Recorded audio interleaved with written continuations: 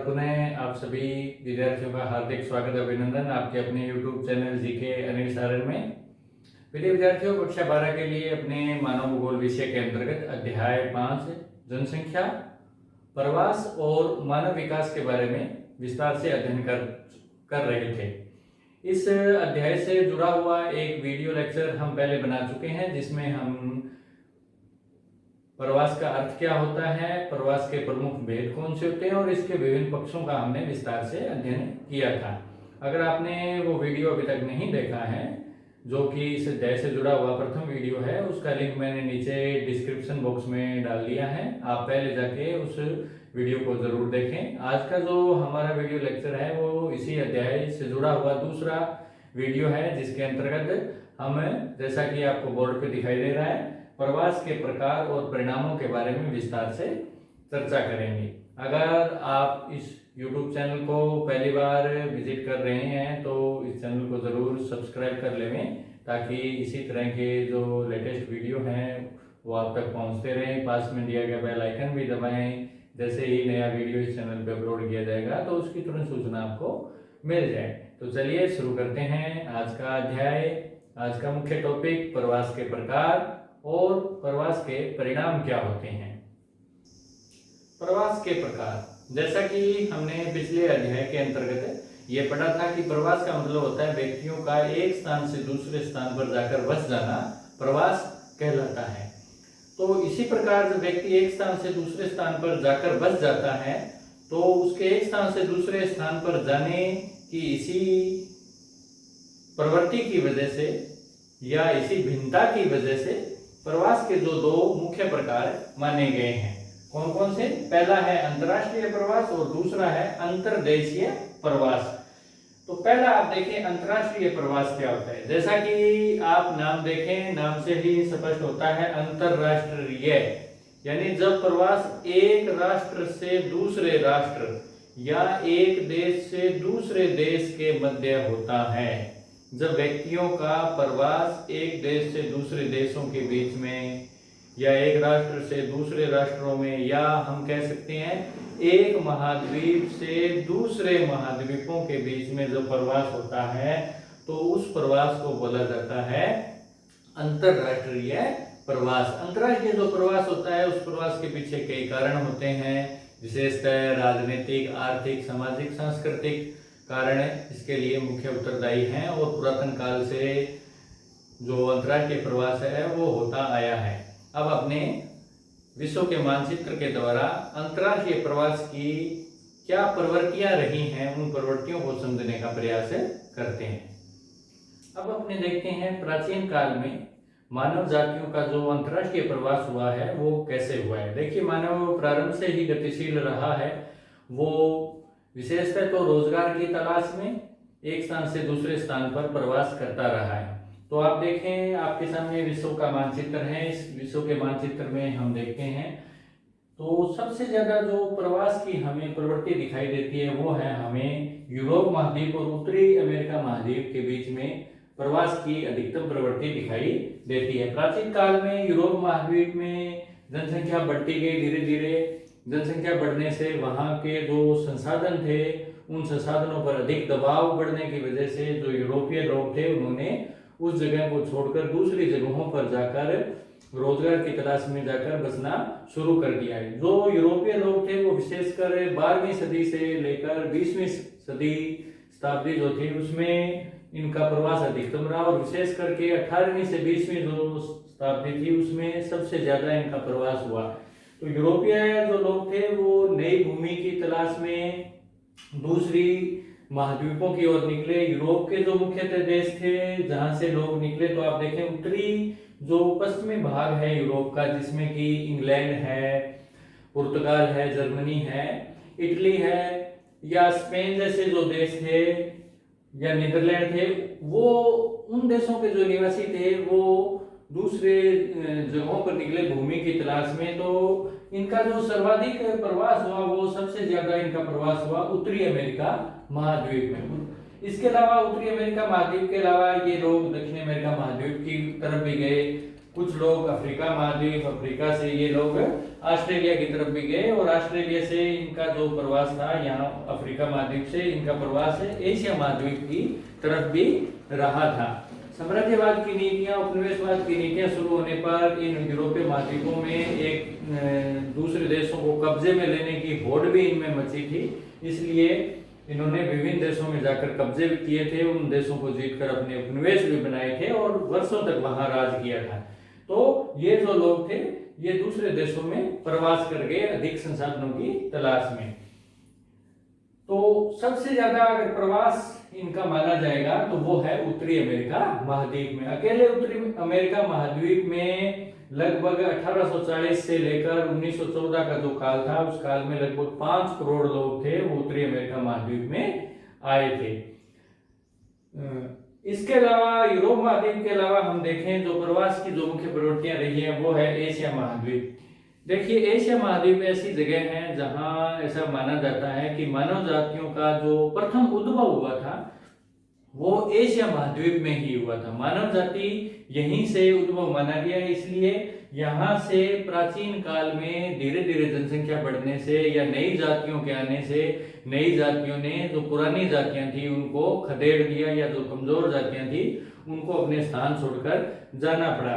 विशेषकर जो एशिया महाद्वीप में हम प्रवास की प्रवृत्ति देखते हैं तो वो 3 देश हैं, एक है भारत, दूसरा चीन और जापान। इन 3 देशों से जो लोग थे वो विभिन्न देशों की ओर प्रवास कर गए। चीन से जो लोग थे वो रोजगार की तलाश में या खदेड़े जाने की वजह से मंचूरिया, चीन का जो मंचूरिया है वहां, इसके अलावा म्यांमार है, फिलीपींस है, वियतनाम है, थाईलैंड है, कंबोडिया है, उन देशों की ओर इन लोगों ने प्रवास किया। जापान जो कि प्रारंभ से ही छोटा देश रहा है, वहां हमेशा ही जनसंख्या दबाव रहा है, तो जापान से भी विभिन्न जगहों की ओर प्रवास हुआ है। ऑस्ट्रेलिया की तरफ हुआ है, इसके अलावा यहाँ थाईलैंड, म्यांमार की हुआ है। इसके अलावा जो जापान के जो लोग थे वो हवाई द्वीप होते हुए उत्तरी अमेरिका और कनाडा की ओर आकर बसने शुरू हो गए। इसके अलावा दक्षिणी अमेरिका महाद्वीप के कुछ देशों में भी इन लोगों ने रोजगार की तलाश में या बेहतर जीवन की तलाश में प्रवास किया था।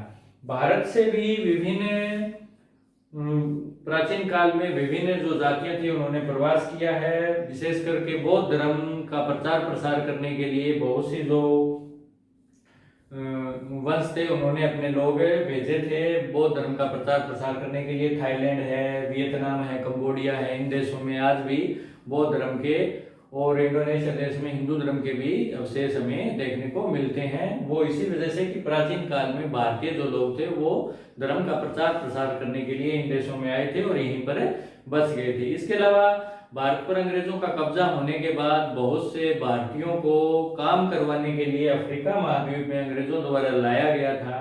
तो अफ्रीका महाद्वीप में बहुत से जो भारतीय हैं वो बाद में वहीं बस गए, इसलिए अफ्रीका महाद्वीप में भारतीयों से प्रवास हुआ। तो ये थी प्राचीन काल में मानव जातियों की प्रवास की प्रमुख प्रवृत्तियां कैसी थी। अब अपने अंतर्देशीय प्रवास का जो दूसरा प्रकार था, पहला अंतर्राष्ट्रीय प्रवास वो हमने देखा किस प्रकार था।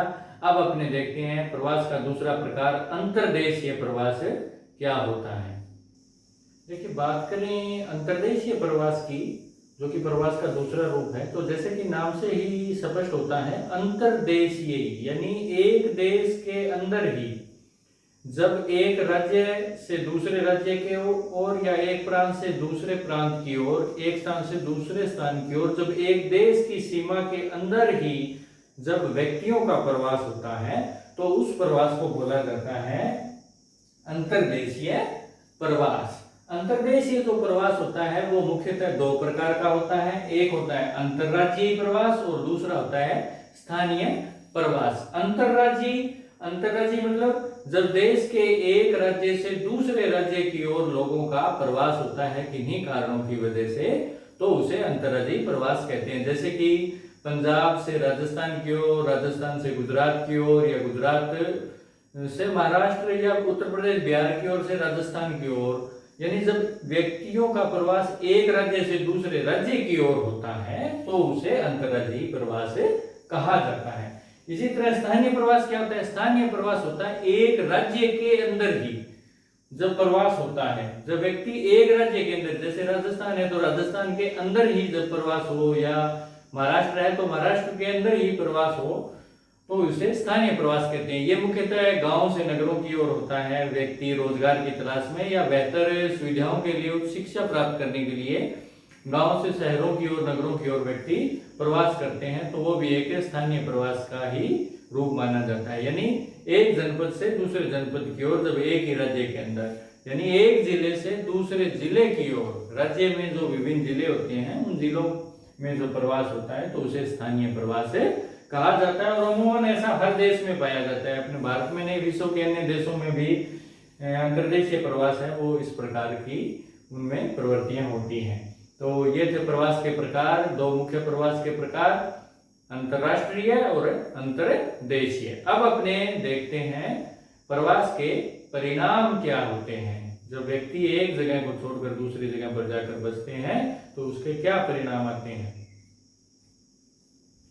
अब अपने बात करते हैं प्रवास के परिणामों की। प्रवास की वजह से देखिए कुछ परिणाम तो ऐसे होते हैं जो लाभदायक हैं, कुछ परिणाम हैं वो हानिकारक हैं। देखिए पहला परिणाम हम देखते हैं, लाभदायक हानिकारक कैसे हैं। जैसे जैसे हम इसको पढ़ेंगे आपके ये क्लियर हो जाएगा। पहला देखें, जनसंख्या संतुलन बिगड़ता है। प्रवास की वजह से क्या होता है, किसी क्षेत्र का जनसंख्या संतुलन बिगड़ जाता है। यानी किसी जगह को तो छोड़कर लोग चले जाते हैं और किसी जगह जाकर बस जाते हैं, इसलिए दोनों जगहों पर ही संतुलन बिगड़ता है। जहां से लोग जाते हैं वहां जनसंख्या कम हो जाती है, और जहां जाकर बसने लग जाते हैं वहां की जनसंख्या अचानक से बढ़ने लग जाती है। इससे जो जनसंख्या का जो संतुलन होता है धरातल के ऊपर वो बिगड़ जाता है। गांव में जनसंख्या कम हो जाती है, वहां जो रोजगार के लिए जो मजदूर चाहिए, जो व्यक्ति चाहिए वो मिल नहीं पाते हैं। दूसरी ओर शहरों में जनसंख्या बढ़ने की वजह से शहरों में या नगरों में जनसंख्या का दबाव बढ़ जाता है। वहां पर कच्ची बस्तियों की समस्या या गंदी बस्तियों की समस्याएं ऐसी बढ़ जाती हैं, लोगों को रहने के लिए जगह नहीं मिलती है, तो लोग आसपास के शहर के आसपास रहना शुरू कर देते हैं, तो वहां कई प्रकार की समस्याएं पैदा हो जाती है, कच्ची बस्ती, गंदी बस्तियों की समस्याएं। तो निश्चित रूप से इससे जनसंख्या का जो संतुलन होता है वो बिगड़ जाता है। तो ये हम देख सकते हैं एक तरह से जन प्रवास की वजह से हानिकारक प्रभाव है। दूसरा आप देखें, प्रवास के कारण संस्कृति प्रभावित होती है। संस्कृति, किसी क्षेत्र की संस्कृति बदल जाती है। एक स्थान से जब व्यक्ति दूसरे स्थान पर आता है तो व्यक्ति की रहन सहन, वेशभूषा, उसकी भाषा, वो सब कुछ अलग होता है। वो जहां जाके रहता है वहां के समाज संस्कृति पर उसका प्रभाव डालता है। इससे उस क्षेत्र की जो समाज और संस्कृति होती है उसमें बदलाव आने शुरू हो जाते हैं। जैसे अगर हम उदाहरण ले भारत का ही, तो यहाँ आप देखें अंग्रेजों के आने के बाद भारत की जो समाज और संस्कृति है उस पर अंग्रेजों का बहुत ज्यादा प्रभाव पड़ा। तो हमारे रहन सहन, हमारे खान पान और हमारी भाषा, हमारे पहनावे पर जो पाश्चात्य संस्कृति है उसका बड़ा ही ज्यादा प्रभाव पड़ा है। तो निश्चित रूप से प्रवासी लोगों की वजह से किसी स्थान की जो संस्कृति है वो बदल जाती है। इसी तरह प्रवास के कारण किसी क्षेत्र की जनसंख्या बढ़ने से जनसंख्या दबाव बढ़ जाता है, उस क्षेत्र में बेरोजगारी और निर्धनता आदि समस्याएं बढ़ जाती हैं। यानी प्रवास की वजह से जनसंख्या बढ़ने से, जनसंख्या दबाव बढ़ने से बेरोजगारी और निर्धनता जैसी समस्याएं पैदा हो जाती हैं। तो यह है प्रवास का एक और हानिकारक प्रभाव। इसी तरह लाभदायक परिणामों की बात करें प्रवास के, तो प्रवासी लोगों की कार्य कुशलता व तकनीकी ज्ञान का लाभ मिलता है। जिस क्षेत्र में ये प्रवासी लोग आते हैं कई बार ये बड़े कार्य कुशल लोग होते हैं, क्योंकि ये काम की तलाश में आए हैं तो कार्य कुशल तो निश्चित रूप से होंगे। साथ ही उनमें नया तकनीकी ज्ञान भी उनके पास होता है, तो वो जिस क्षेत्र में जाके काम करते हैं उस क्षेत्र की आर्थिक उन्नति में बड़ा ही योगदान देते हैं, उस देश में योगदान देते हैं। जैसे उत्तरी अमेरिका महाद्वीप में यूरोपीय लोगों के आने की वजह से उत्तरी अमेरिका जो महाद्वीप है वो बड़ा ही उन्नति कर गया। आज अमेरिका और कनाडा जो देश हैं वो विकसित के सर्वाधिक विश्व के सर्वाधिक विकसित देशों की श्रेणी में आते हैं। तो प्रवासी लोगों की कार्य कुशलता व तकनीकी ज्ञान का लाभ भी कई बार मिलता है। तो ये थे प्रवास के मुख्य परिणाम। तो आज का अध्याय इतना ही। आखिर में आप इस अध्याय से जुड़ा हुआ ऑनलाइन टेस्ट जो कि अति महत्वपूर्ण है वो करना ना भूलें। उसका लिंक मैंने नीचे डिस्क्रिप्शन बॉक्स में डाल दिया है। उस टेस्ट को जरूर करें और आपने कितने अंक प्राप्त किए ये मुझे कमेंट बॉक्स में लिख के जरूर बताएं, ताकि मुझे पता लगे कि आपको ये अध्याय कितने अच्छी तरह से समझ में आया। तो आज के लिए इतना ही। चलिए मिलते हैं एक नए अध्याय, एक नए वीडियो के साथ, एक नए टॉपिक के साथ। तब तक के लिए जय हिंद, जय भारत।